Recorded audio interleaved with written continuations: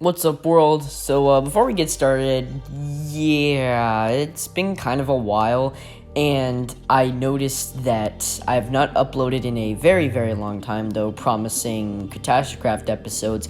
But since FOXFURT, who is the main operator of this server and hasn't uploaded anything, I felt like it was pretty bad and kind of dirty if I wanted to make an episode before he did. So anyway, but that still doesn't excuse me from making these parts of the stories. I mean, that's just complete laziness, but whatever. Anyways, welcome to the story of Catastrocraft. Part 2, Rise of Man.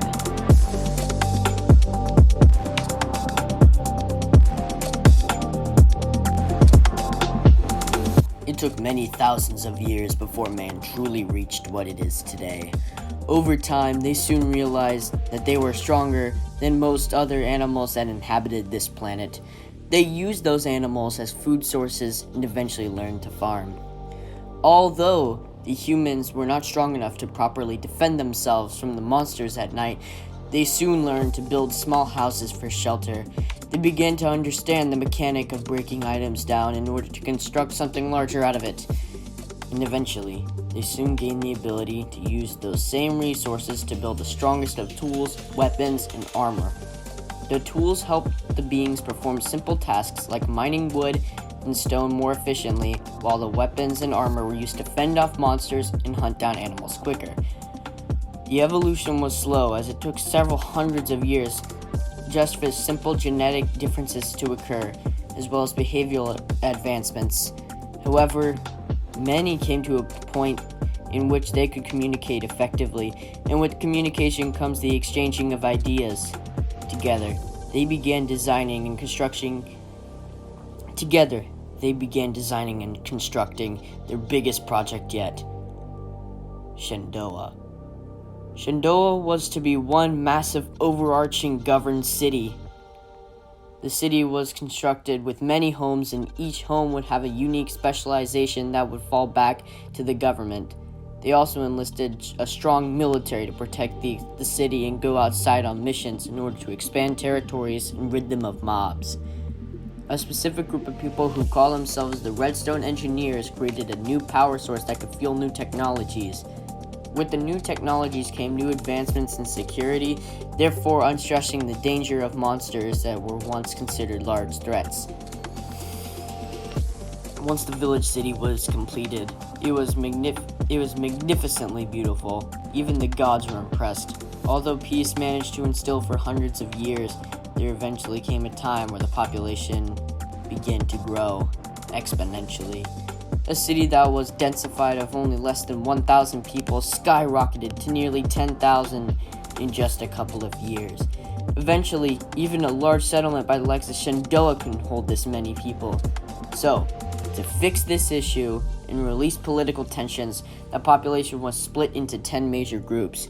9 of the groups ventured farther off from the main city, creating their own empires much different from the next. The remaining final group stayed in Shendoa, especially the more wealthy and noble. To unify higher rule, Shendoa was converted into a monarchy, starting with King Notch I. Even though the land had several different empires, they all obeyed and followed Shendoa as it had the highest rule. Despite all the empires consisting of similar people from the same backgrounds, some empires were certainly closer and tighter than others. These empires became allies, especially in trade, which would soon become a large aspect of modern life. Since each civilization would have different materials and natural resources, trade was a great way to allow the exchanging of materials and was one of the reasons why so many of these empires became great. Not every empire was so well off with the others. There were some soft rivalries, and at one point there was a full-out war. Eventually, though, with the higher constricting demand of Shendoa, there was always a solution to every problem, and at the end of the day, they were all brothers and sisters. At some point, however, with so many large, powerful empires, the people of this land wanted a new challenge, a new quest. So they ventured off, trying experiments, learning about the wonders of enchantment and potion brewing, And one day, a woman named Alexandria Fuller came across an incredible concept. She was able to manipulate interdimensional travel. People had heard of the myths and legends of, like, the place of the Nether, and with the Shendoan dream, they were able to build their first Nether portal in Shendoa. People were sent in small numbers, especially researchers and prisoners of war. They found the Nether to be quite like the myths, very dark, and where there would be large bodies of water were massive lava lakes, fueled by massive firefalls. The Nether also included a wide variety of mobs, much different than what was found in the overworld. With such awful conditions, they made the obvious choice not to use it as a residential expansion like originally planned, but instead to make a prison fort to enlist prisoners and people who had done crime. There, the massive prison fort was protected by even the most top-notch of the Shendoan army. Each guard also had the special requirement of being exactly 2.5 blocks tall. After realizing that after conquering the Nether, there was no real challenge, they decided to take on their final challenge, the End. The End was widely unknown even in mythology.